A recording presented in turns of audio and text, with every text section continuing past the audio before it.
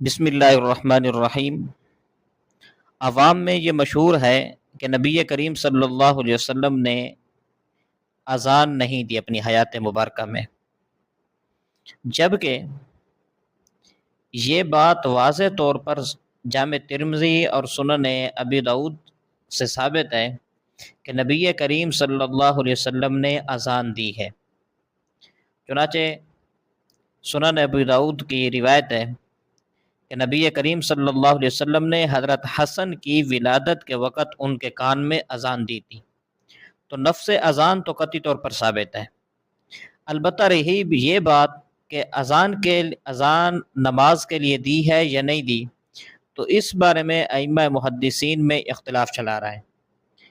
ائمہ محدثین کی دو آراء ہیں، ایک ہے امام نووی رحمہ اللہ تعالیٰ اور علامہ جلال الدین سیوطی رحمہ اللہ تعالیٰ۔ ان کا موقف یہ ہے کہ نبی کریم صلی اللہ علیہ وسلم نے اپنی حیات مبارکہ میں سفر کے دوران نماز کے لیے اذان دی ہے، اور ان کا جو استدلال ہے جس سے وہ استدلال پکڑتے ہیں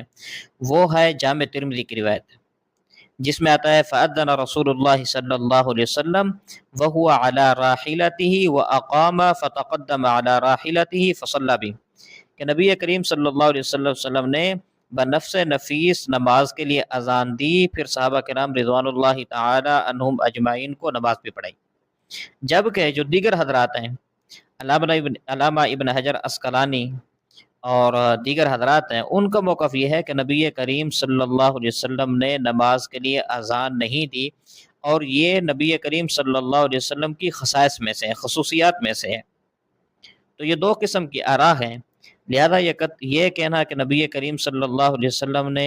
اپنی حیات مبارکہ میں اذان نہیں دی، ایسا بالکل درست نہیں ہے، قطعی طور پر اس کو نہیں کیا جا سکتا۔ اسی لیے ہمیں اس بارے میں توقف کرنا ہی، سکوت اختیار کرنا ہی یہ بہتر ہے، کیونکہ حتمی رائے قائم نہیں کی جا سکتی۔ جزاکم اللہ خیر۔